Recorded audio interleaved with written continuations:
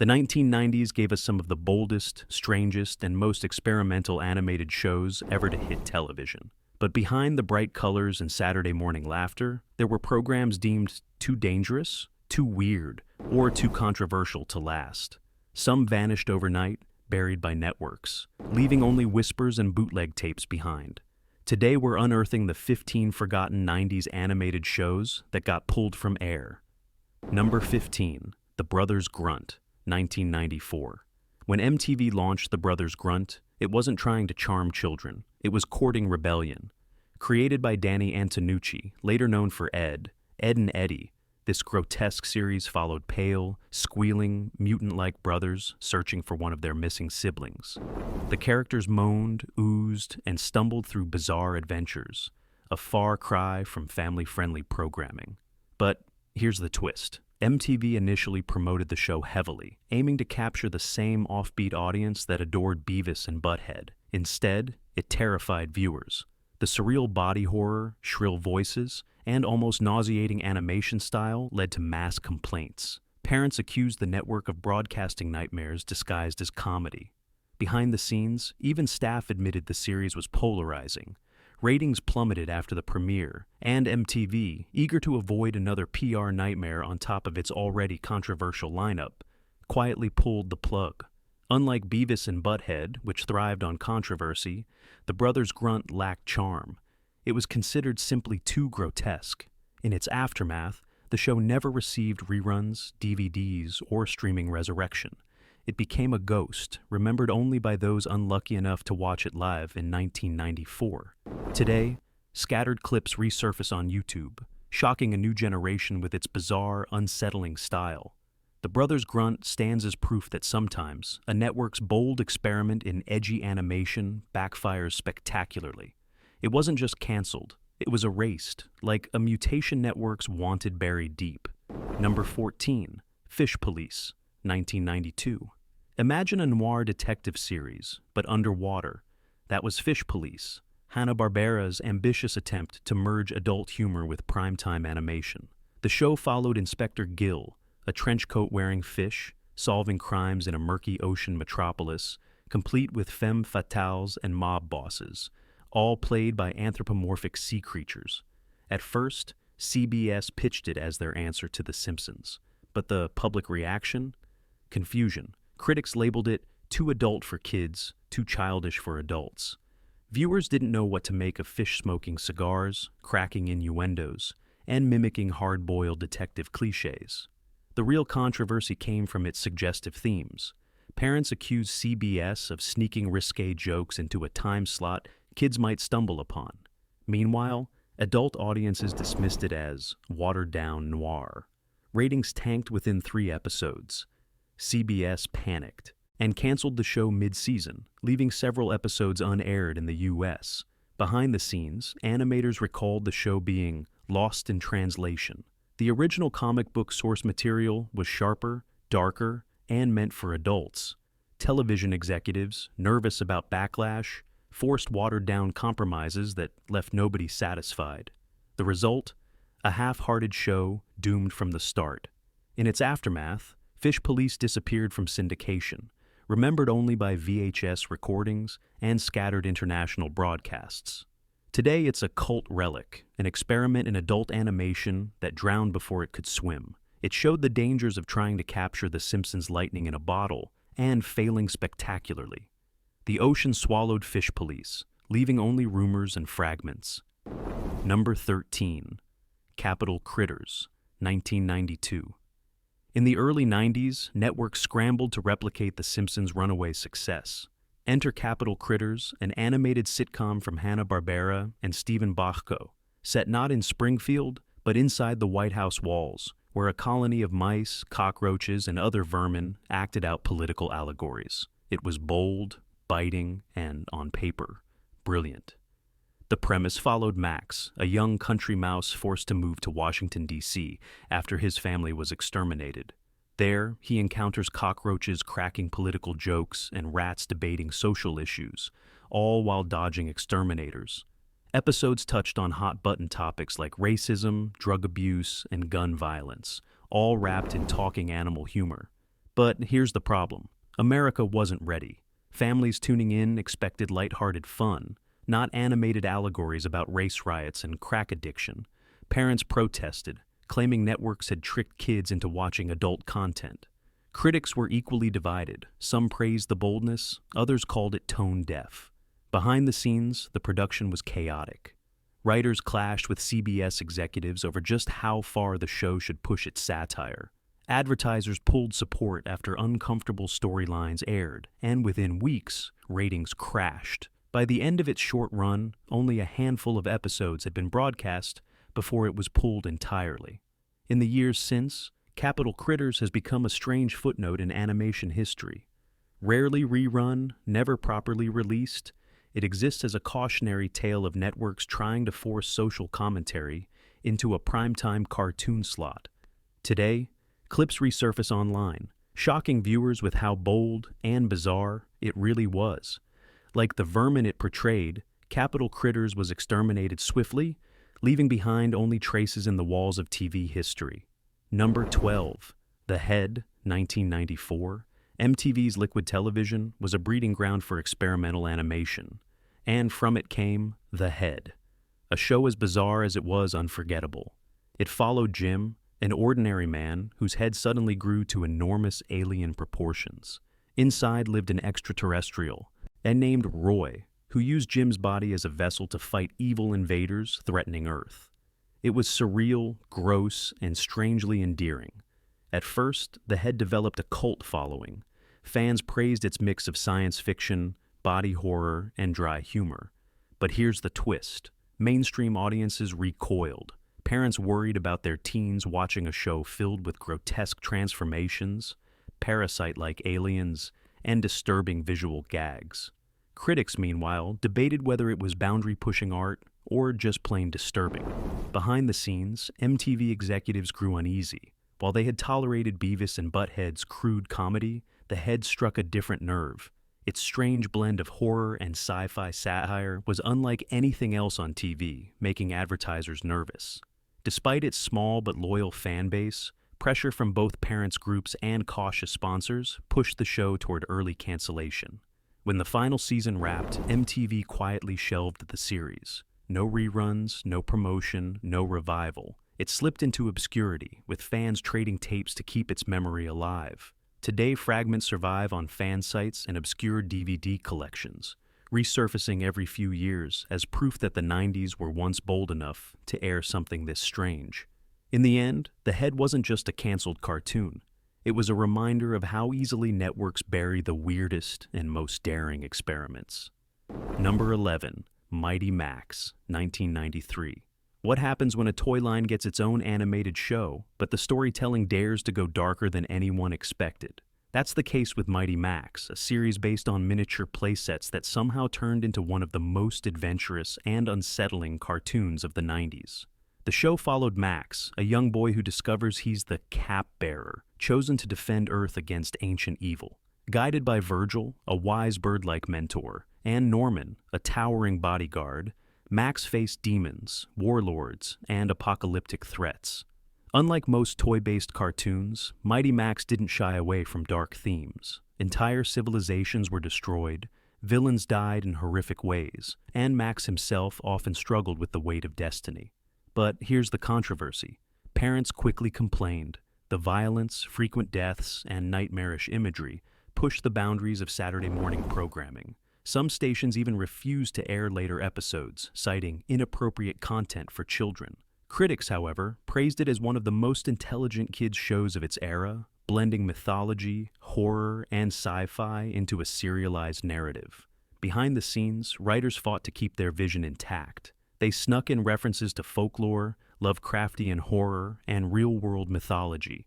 But network executives grew uneasy with complaints pouring in. While the toy line faded, so too did the show. It ended abruptly after 2 seasons, leaving fans devastated by its unresolved story arcs. In its aftermath, Mighty Max developed a cult following. Bootlegs and fan petitions kept its memory alive, and to this day, older fans debate whether it was too dark for its time or simply ahead of it. Like its hero, Mighty Max carried a burden too heavy for Saturday mornings, and television dropped it before it could finish its journey. Number 10. Problem Child, 1993. When the raunchy Problem Child movies were turned into an animated series, many thought it would fail instantly. Surprisingly, it managed to carve out an audience until it pushed networks one step too far.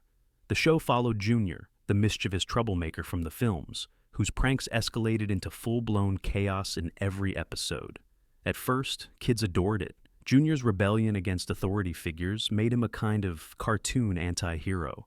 But here's the problem. Parents didn't find it funny. Critics accused the show of glorifying bad behavior, with Junior setting dangerous pranks that kids might imitate. School groups even lobbied for its removal, claiming it undermined discipline and promoted disrespect. Behind the scenes, the production team leaned heavily into slapstick mayhem. Explosions, accidents, and near catastrophes were common, often leaving adults humiliated and Junior victorious.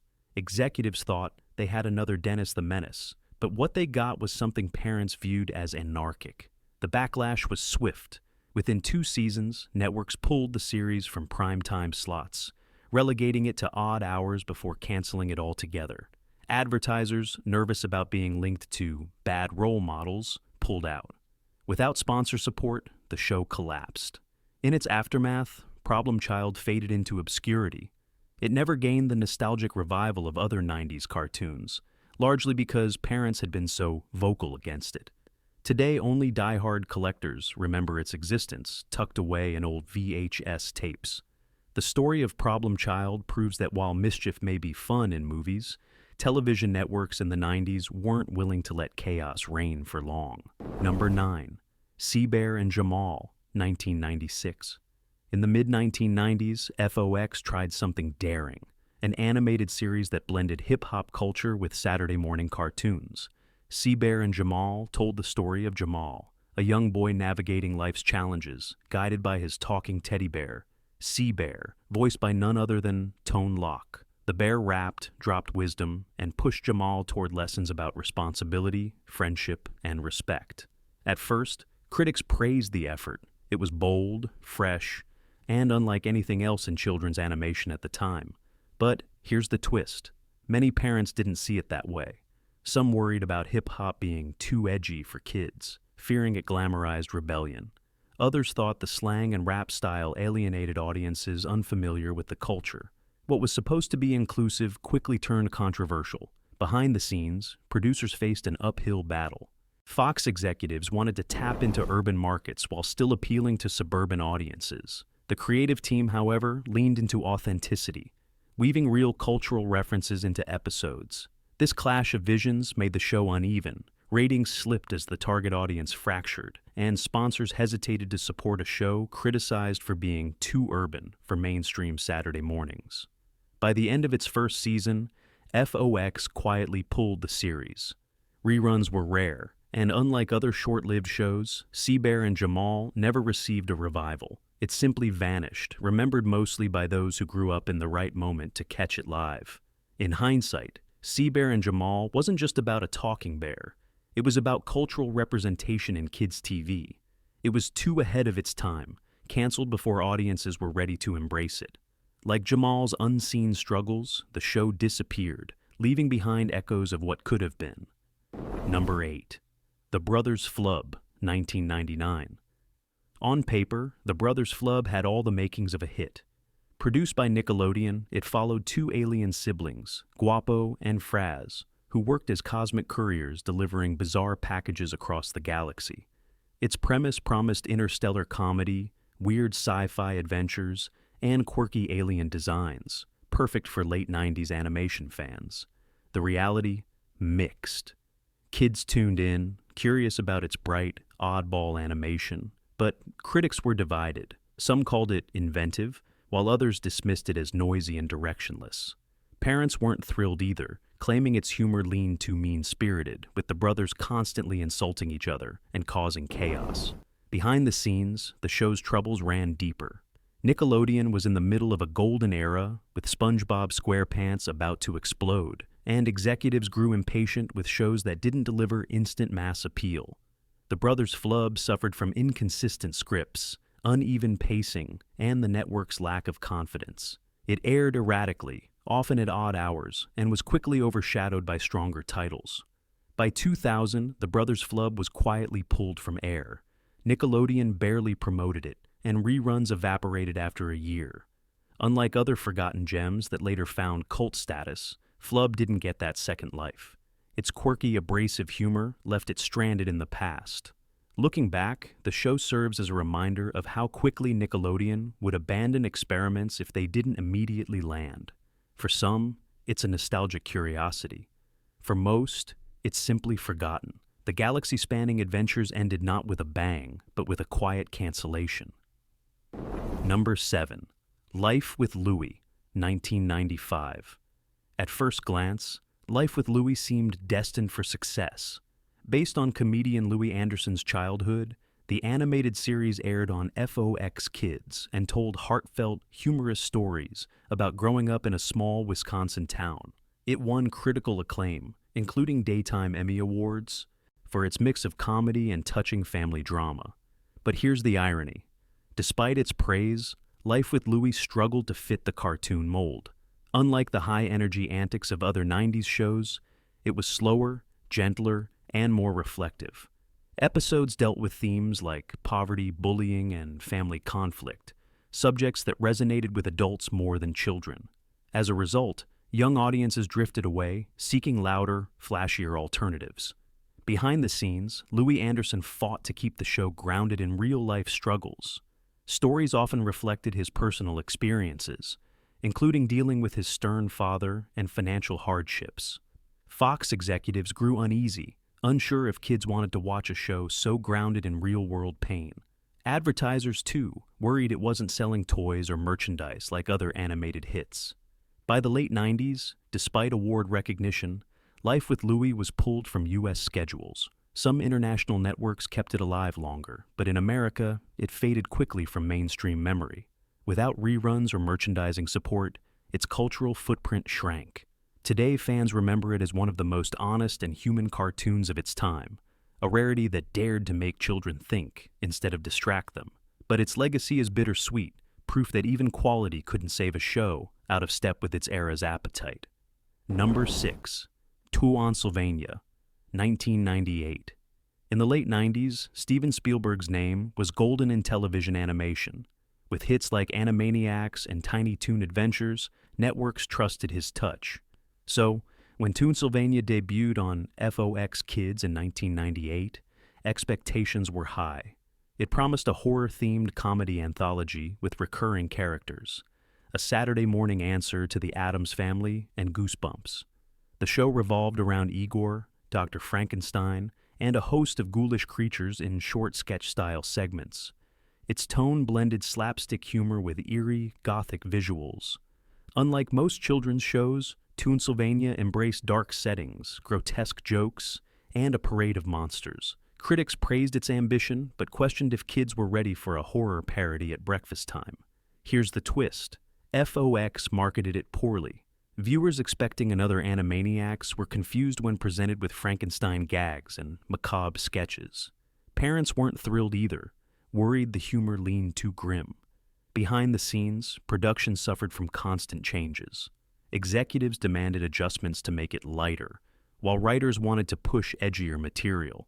This tug-of-war left the show inconsistent, never quite finding its footing. Despite Spielberg's name, ratings never soared.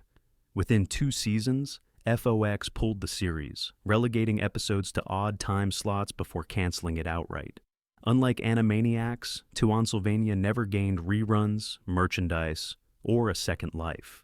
Today, it's remembered by horror fans as a quirky, forgotten experiment, a glimpse into what could have been had it been given room to grow.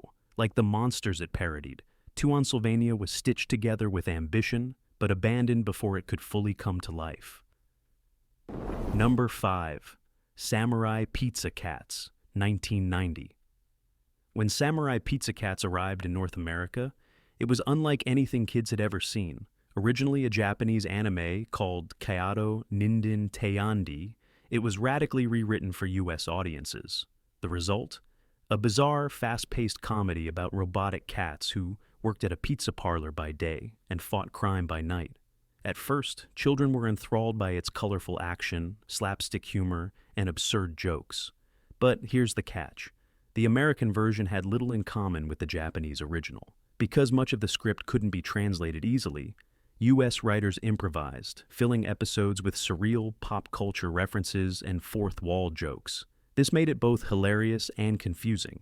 Parents, however, weren't amused. Some complained about the violent battles, others about the nonsensical humor. Behind the scenes, Saban Entertainment, the company also behind Power Rangers, struggled to find consistent markets for the show.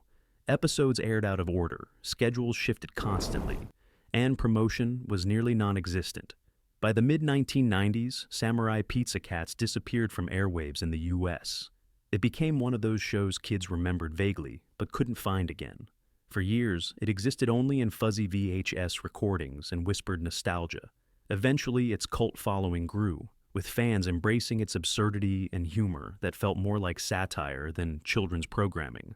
Today, it's considered a cult classic, but at the time, networks deemed it too strange to sustain. Like a half-baked pizza, it was pulled from the oven before it fully rose. Number 4. Bump in the Night, 1994. Claymation was a rarity in the 90s children's programming, and Bump in the Night dared to make it the star. Airing on ABC, it followed Mr. Bumpy, a mischievous green monster who lived under a boy's bed, feeding on socks and getting into nightly misadventures. Alongside his pals, Squishington the Bathroom Monster and Molly Coddle, a doll, Mr. Bumpy wreaked havoc in a mix of slapstick and musical numbers. At first, critics applauded its creativity. Claymation gave the series a distinct look, unlike the flood of traditional seal animation. Kids loved the wacky antics, catchy songs, and surreal humor. But here's the twist. The production was expensive and time-consuming. Claymation required painstaking effort, and ABC worried about the rising costs. Parents, meanwhile, raised concerns about Mr. Bumpy's mischievous behavior, fearing kids would imitate his chaotic antics. Others complained the humor leaned too gross, with the sock-eating and slime-filled gags.